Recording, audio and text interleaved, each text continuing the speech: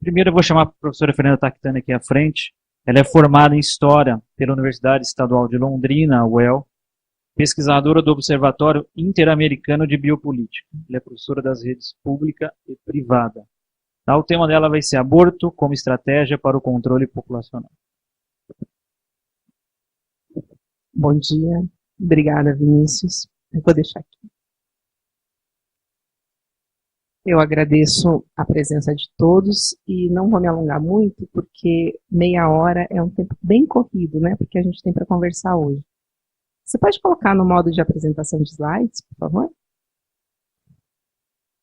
Pode voltar uma. Apresentação.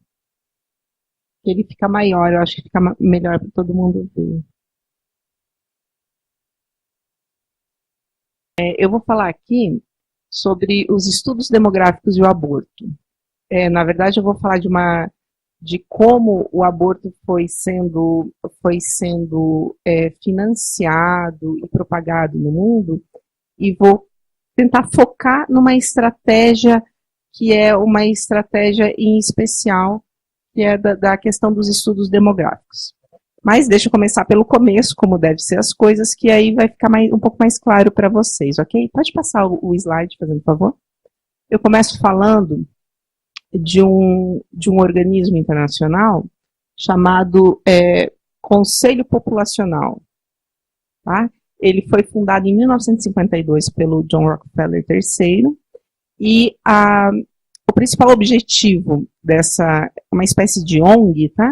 Desse organismo, dessa associação, é tentar controlar a questão populacional no mundo, o crescimento populacional.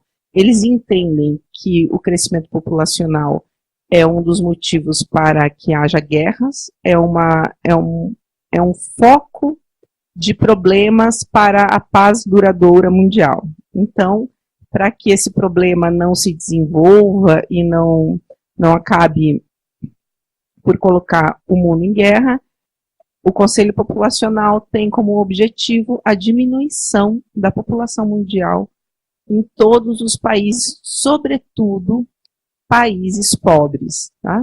Países do que a gente costuma chamar de terceiro mundo. Pode passar o slide? Eu falei que o objetivo deles é esse, e a partir desse objetivo eles precisaram traçar estratégias para chegar a esse objetivo. Então, eles têm 3 estratégias que são fundamentais do trabalho deles. A primeira é criar centros de estudos, a segunda, fazer lobby político, e a terceira, focar na questão médica, na ação médica. Eu vou começar aqui, como eu falei, eu ia dar uma ênfase especial à questão da criação dos centros de estudos sobre demografia, com o objetivo de capacitar recursos humanos dedicados aos estudos demográficos, porque eles precisavam fazer com que as pessoas entendessem, com que as pessoas sentissem medo do que eles chamam de bomba populacional. Tem até um livro muito famoso, Population Bomb, é um livro que foi escrito pelo Ehrlich em 1968, é a bíblia do pessoal de estudos demográficos, do pessoal neomalthusiano, e fala, me parece claro quando você fala que a questão populacional ela é uma bomba, você está usando para acabar com a paz, para você ter uma guerra, né? Então, pode passar? Aqui eu vou citar os estudos, um artigo de um senhor que é doutor em estudos demográficos aqui no Brasil. O nome dele é George Martini, e o nome desse estudo é O Papel dos Organismos Internacionais na Evolução dos Estudos Populacionais no Brasil, Notas Preliminares. Então, nada do que eu estou falando aqui saiu da minha cabeça, viu? Está tudo nesse artigo. Eu aconselho vocês que procurem e leiam na íntegra. É um artigo muito fácil de se ler, ele não é complexo, não tem aquele monte de estatísticas para que eventualmente alguém acabe se embananando. Enfim, é uma história muito leve, muito fluida sobre o que aconteceu no Brasil nessa questão de estudos populacionais, que eu falei que foram criados justamente para servir aos propósitos do Conselho Populacional. Foi lá. Ele cita agora o Dr. Martini. Abre aspas, Na década de 50, a percepção de que uma explosão demográfica global estava por ocorrer devido aos níveis de crescimento dos países pobres gerou um súbito interesse público pelos temas populacionais. Eu acho que essa é a visão dele, de um pesquisador aqui no Brasil. O que ele não entende é que esse súbito interesse ele foi produzido, né? Ele foi produzido pelo Conselho Populacional, que tinha como meta, a primeira meta, criar pessoas que estivessem preparadas para ir ao debate público, defender que havia um crescimento populacional descomunal, descontrolado, e que precisava se fazer alguma coisa a respeito disso. Então, essa ciência dos estudos demográficos, essas cadeiras universitárias, elas já nascem, não como deveria nascer um estudo dentro de uma universidade, que é buscando a verdade. Não, elas já nascem com uma agenda pronta, que é a agenda do Conselho Populacional, e principalmente também da Fundação Ford, que virou a principal cooperadora dos trabalhos do Conselho Populacional, ok? Pode passar, fazendo favor? Ele continua falando, para ajudar a convencer o público e os políticos da necessidade de tais políticas de controle de crescimento demográfico, de controle de nascimentos, de gravidezes, e para implementá-las eficazmente, foram direcionados recursos vultuosos para a formação de recursos humanos em demografia e temas conexos, assim como para a geração de dados e análise dos mesmos. Não dá para você chegar num político e falar, oi, eu sou do Conselho Populacional e eu quero que você diminua em 30% os nascimentos para a próxima década. Fica muito, muito difícil de você fazer um lobby assim e de você dobrar a vontade política assim. Então, você cria os especialistas, né, para dar entrevista em jornais, especialistas que vão fazer programas, especialistas que serão citados na hora de você entregar um estudo para um determinado político, para um ministro de Estado, para um deputado, um senador, enfim. Primeira preocupação, e olha como é uma coisa organizada e pensada e paciente. Você criar alguém especialista em ciência demográfica, em estudos demográficos, requer anos, né? Requer anos aí de empenho, criação dessa cadeira na universidade, formação das turmas, formação dos professores. É um passo de cada vez, realmente o pessoal do Conselho Populacional leva a sério essa história. Então, eles fizeram isso. A primeira coisa, cria-se essas pessoas que poderão intervir de maneira eficaz no debate público. E também eles criam, e isso é interessante, olha só, geração de dados e análise dos mesmos.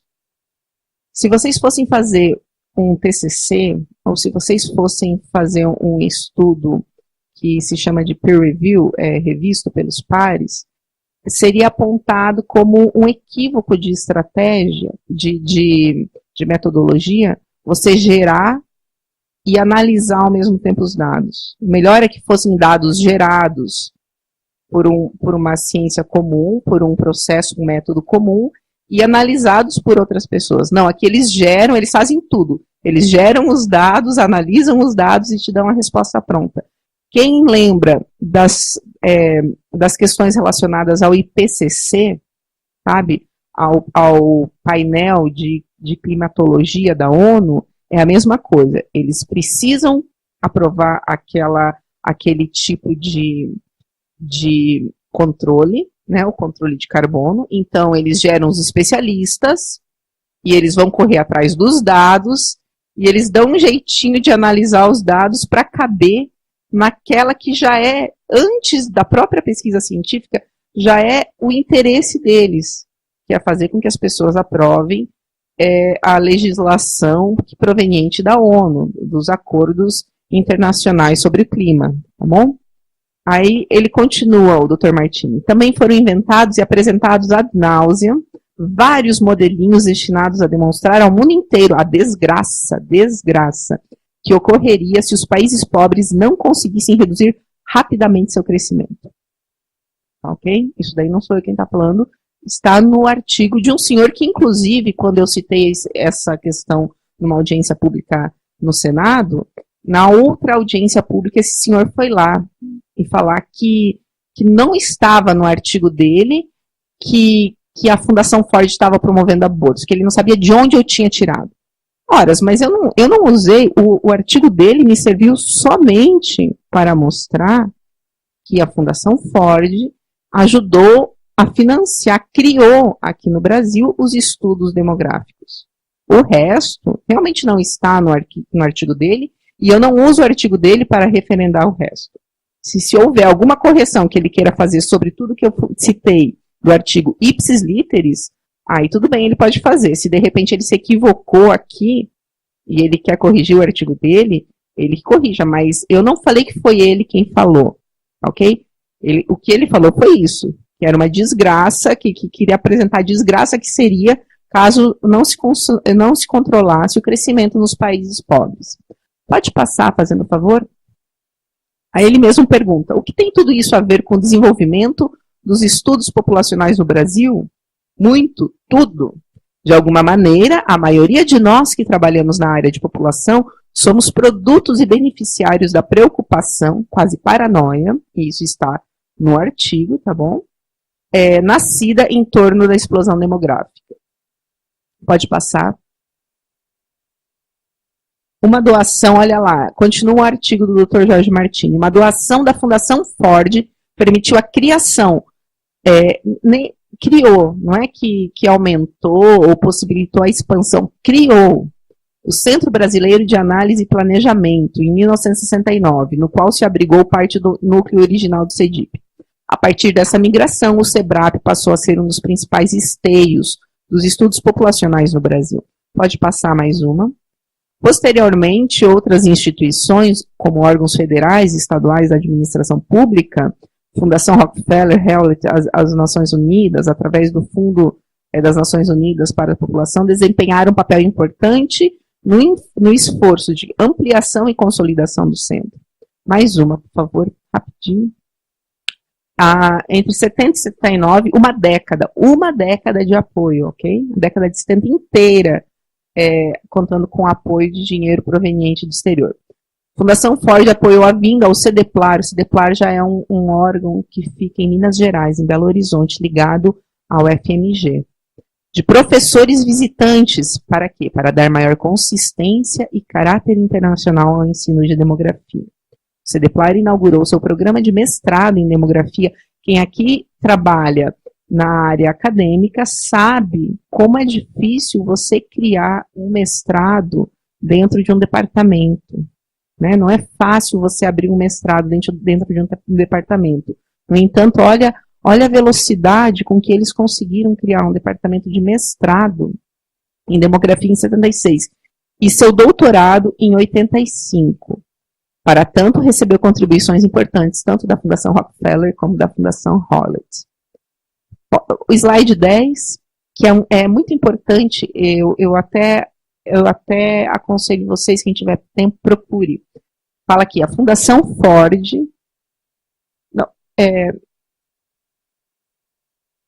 deixa eu ver aqui, ok. Fundação Ford e NEPO, né, que é muito importante esse centro. Entretanto, na realização de seus trabalhos de pesquisa e de cursos especializados, o NEPO, que é Núcleo de Estudos de População, fica aqui em Campinas, recebeu apoios significativos da Fundação Ford, do Fundo das Nações Unidas para a População e de outros. Vale mencionar especialmente o apoio da Ford para o Programa de Saúde Reprodutiva e Sexualidade e para o Programa Interinstitucional de Treinamento em Metodologia de Pesquisa em Gênero.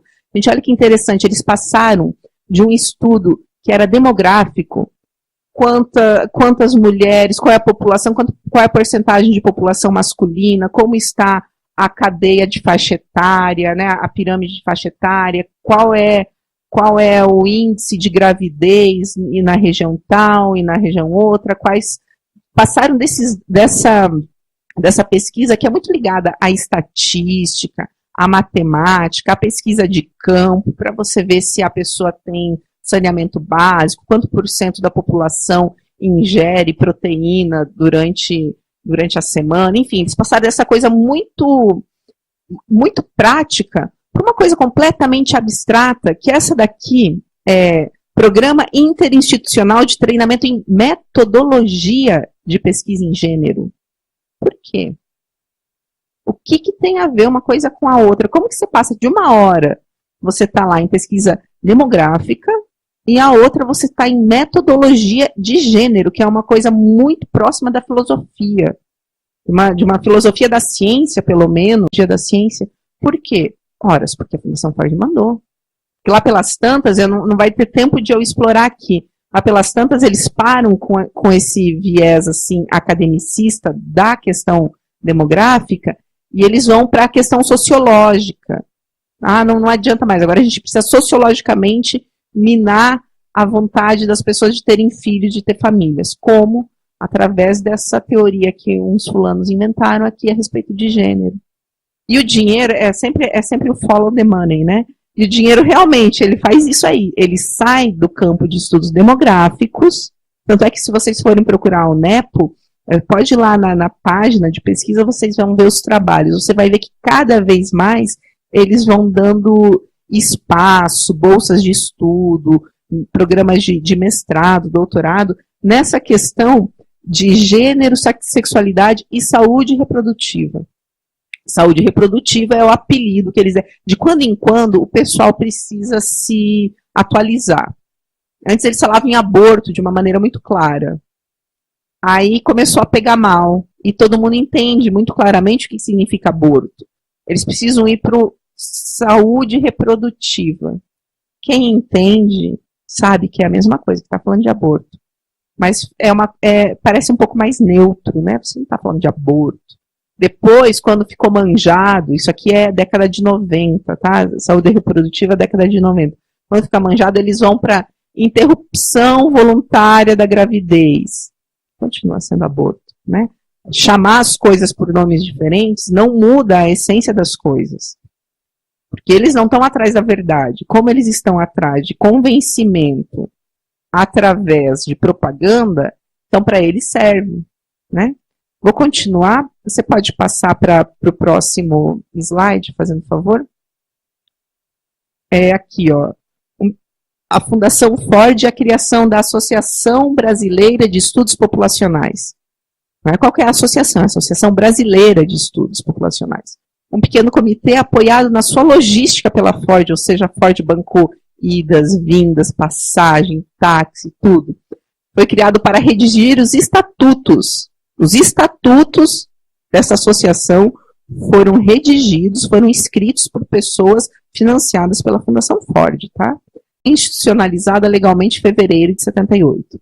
O primeiro encontro, para o qual o apoio da Fundação Ford foi novamente fundamental, foi realizado em Campos do Jordão. Nada mal, não? Durante o mês de outubro de 78. Posteriormente, Ford continuou financiando várias reuniões técnicas menores da ABEP. Pode passar. Essa, então, é uma das estratégias para a implementação do aborto. Você criar um burburinho na imprensa, na sociedade, de que é preciso controlar o crescimento populacional, porque, caso contrário, não haverá recursos, o mundo entrará em guerra, qualquer coisa vale, desde que você controle o crescimento. E como você faz isso? Criando os especialistas. É muito parecido também com os especialistas em segurança pública de hoje, tá? A ONU quer desmilitarizar as polícias. Já é o que a ONU quer.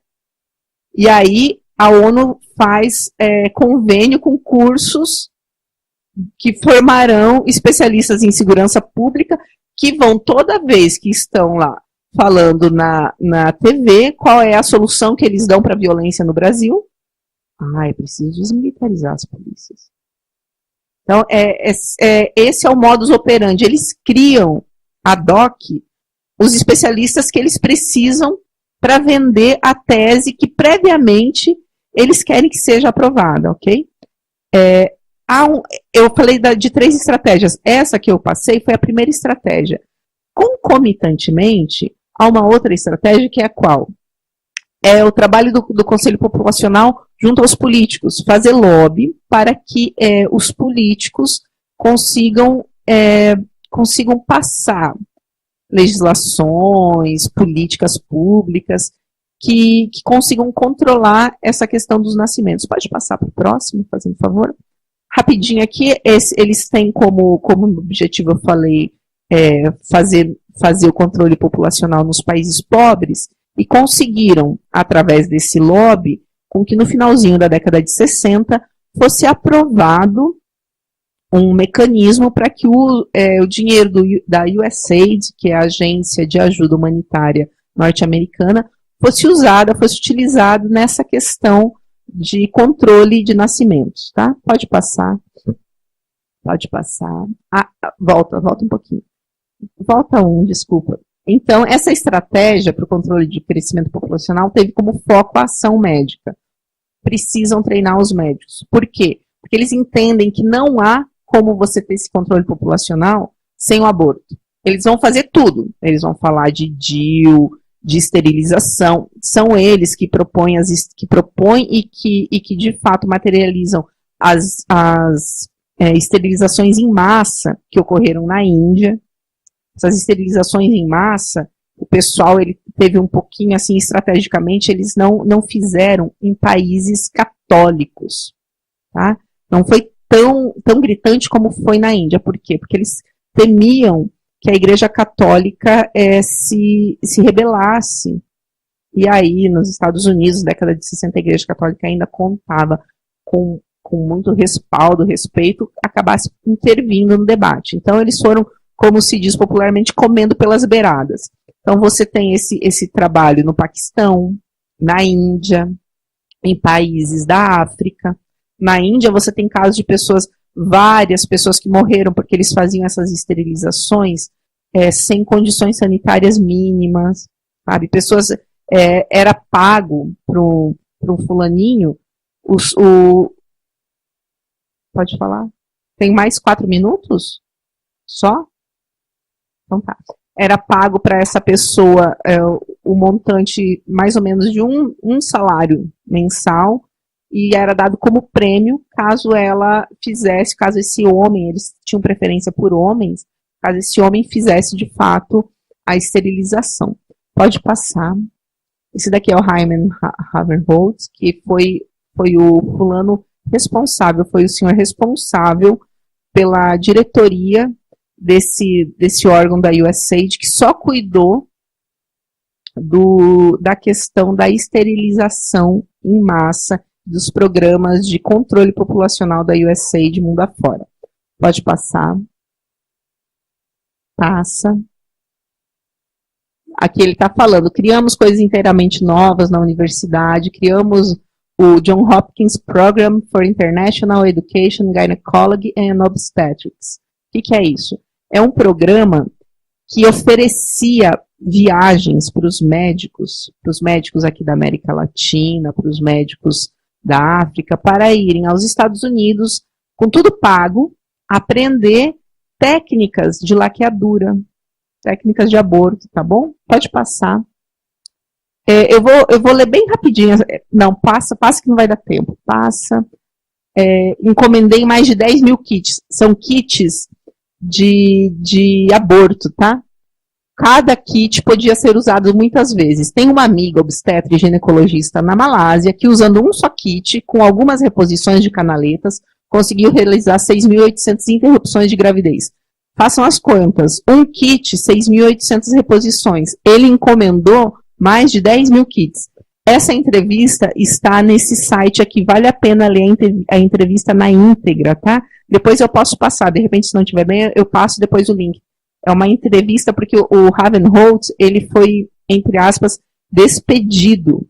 Então, você sente nessa entrevista dele que ele tem ainda, porque teve uma terceira estratégia, que é a questão sociológica. Então, deixaram o Havenholt de lado, e ele foi despedido, e ele deu essa entrevista, ele ainda está, assim, muito sensibilizado com tudo que aconteceu, e aí ele fala algumas coisas que eu acho que não foram muito prudentes da parte dele falar. Mas que bom que ele falou, porque está aqui, é um documento que a gente tem aqui. Pode passar, por favor.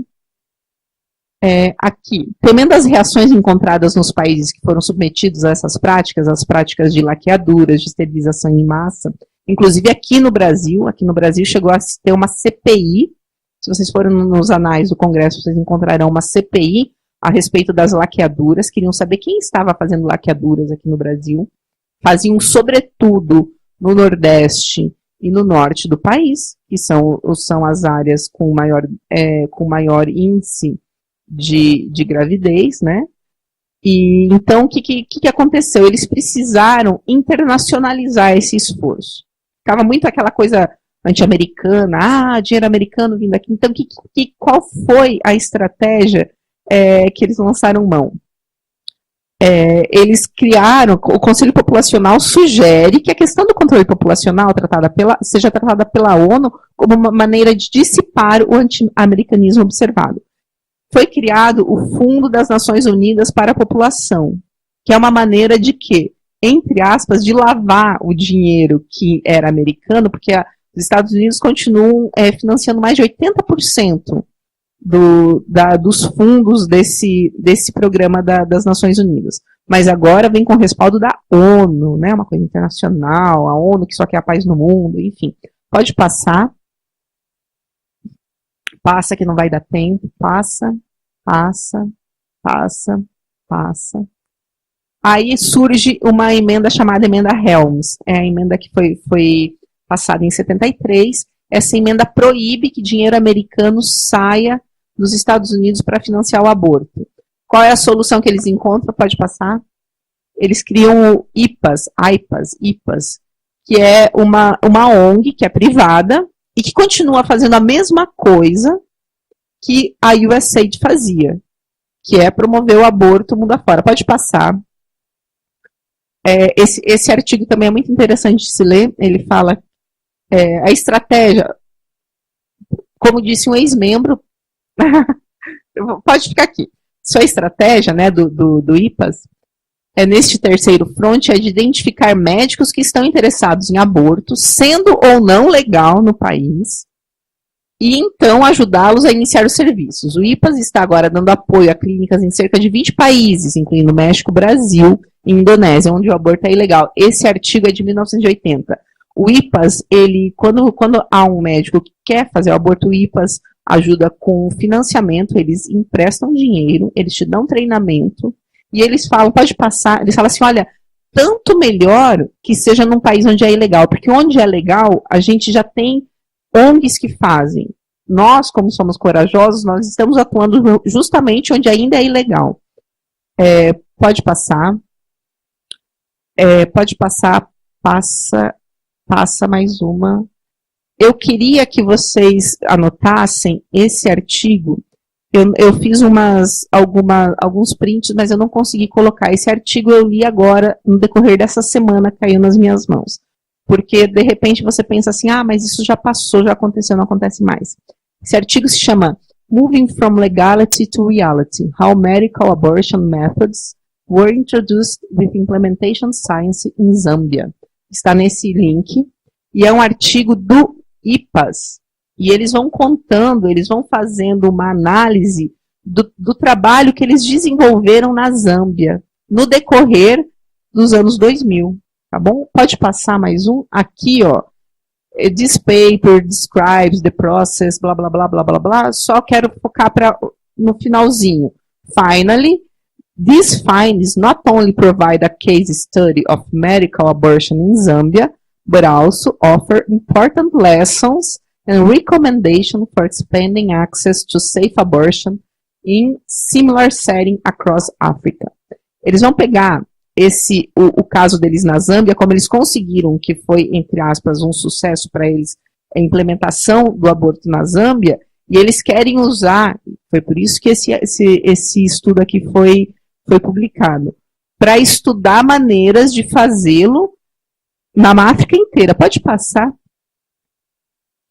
Aqui vai falando, olha, que em 2008, o governo da Zâmbia, o ministro da Saúde e um time de pessoas do IPAS do IPAS e da Organização Mundial da Saúde, a ONU, foram lá estudar como implementar o aborto na Zâmbia. Pode passar? Pode voltar, volta. Meu tempo já acabou, eu só queria deixar... Volta um pouquinho. Pode voltar mais algumas. Volta. Isso aqui eu tirei da página do Fundo das Nações Unidas para a População, ok? Olha aqui, qual é o centro da meta da estratégia deles? Alcançar o acesso universal à saúde sexual e reprodutiva, que é o aborto. Realizar os direitos reprodutivos e reduzir a mortalidade materna para acelerar o progresso da agenda da CIPD. Reduzir a mortalidade materna, e isso a Isabela vai falar muito melhor do que eu, significa também dar aborto, porque eles falam assim, tem muita gente que morre fazendo aborto inseguro. Então, uma maneira de você realizar o aborto é você fazer o aborto ser legal. Aí todo mundo vai poder fazer e ninguém vai morrer. Mentira, porque as pessoas continuam morrendo, né, a despeito de fazer aborto. Tanto é que eles criam programas para se fazer aborto em lugares onde você não tem nem energia elétrica. Eu sei que nenhum aborto é seguro, mas qual atividade cirúrgica é segura num lugar onde não tem energia elétrica? Isso aqui eles falam. Aí, olha só, adolescentes, jovens e mulheres, através do quê? Igualdade de gênero. Aí você vê por que a Fundação Ford estava lá falando da igualdade de gênero em 94 para um pessoal de demografia na NEPO da Unicamp. Dinâmica populacional, eles não podem falar redução populacional, pega mal, né? Dinâmica, redução, a gente quer que mude, dinâmica, movimento, põe dinâmica que vai colar, ninguém vai perceber. Tem algumas pessoas que percebem. E direitos humanos, que é o que eles têm falado aqui, eu nem parei para ler qual foi a argumentação da ADPF que foi apresentada no STF, mas eu tenho certeza, essa semana que passou, que eles vão alegar que é uma questão de direitos humanos, você ter o direito de assassinar outra pessoa. Então, isso aqui está nesse fundo da ONU. Você volta duas para mim, fazendo favor? E aqui eu só queria que vocês... essa notícia é de finalzinho de fevereiro. Vocês sabem que a primeira coisa que o Trump fez quando entrou na presidência foi restabelecer a política da Cidade do México, que é justamente uma espécie de medida provisória que proíbe qualquer dinheiro que saia dos Estados Unidos para promover o aborto. Não é só para fazer, é para promover. Então não pode promover marcha das vadias, porque era isso que era usado, não pode promover cursinho para as crianças sobre como é lindo fazer aborto, não pode promover nada. Aí o que acontece, logo depois disso, países se unem para criar Fundo Internacional de Aborto Seguro. Pode passar a próxima. Olha aqui, já confirmaram participação no encontro vários países europeus, africanos e asiáticos, como, por exemplo, Bélgica, Luxemburgo, Suécia, Finlândia, Canadá, Quênia. A Quênia tem dinheiro para gastar com isso. De repente, gente, e eu tenho quase certeza disso, Quênia deu, sei lá, R$10. Que é uma estratégia deles. Quando eles foram criar aquele fundo da ONU, que eu falei que eles precisavam tirar dos Estados Unidos e ir para a ONU, eles faziam com que todos os países, faziam uma pressão diplomática para que todos os países ajudassem. Por quê? Porque eles queriam o dinheiro? Não, eles queriam criar uma sensação de legitimidade. Então, faz o Chipre ajudar. O dinheiro que o Chipre deu, eu acho que foi $10 mil, uma coisa assim. Mal dá para pagar as passagens de primeira classe do pessoal da ONU, que esses burocratas, eles não viajam de classe econômica não, entendeu? Então, não era pelo dinheiro do Chipre, era pela legitimidade que aquela ajuda dá. Então, Quênia, Etiópia, Moçambique, Vietnã, Nepal. Pô, Nepal tá lá, vive em guerra, problema da China, ajuda, e Japão. A Holanda, como promotora da iniciativa, quem aqui está surpreso, né, se comprometeu a fornecer 10 milhões de euros. Aí, olha a pegadinha deles. Eles sempre falam essa besteira que a Isabela vai vir aqui detonado. Segundo diferentes órgãos, o corte de Trump permitirá 6,5 milhões de gestações não desejadas, 2,2 milhões de abortos inseguros e a morte de 21 mil mães jovens durante os próximos 4 anos. Elas só viram mães quando elas estão mortas. Se não é aborto inseguro, gravidez não desejada. Será que não daria para falar as milhões de vidas de crianças que foram poupadas? Não. Só sensibiliza quando você pensa em uma mãezinha morta. Quem quer? Ninguém quer que uma mãe morra, né? Agora, esse jogo semântico, ele é muito sutil, mas ele pega. Porque uma pessoa lê rapidamente isso e fala assim, nossa, mães vão morrer com essa questão, tá bom? Eu encerro aqui. Infelizmente a gente não teve muito tempo, porque, né, a agenda está complicada, mas eu espero que tenha sido claro. Peço para que todos, assim, quem puder, realmente estude com um pouquinho mais de profundidade essas questões. Tem muita coisa nisso daqui. E estou aqui para eventualmente responder alguma pergunta, se eu puder esclarecer alguma coisa a mais para vocês, ok? Obrigada pela atenção.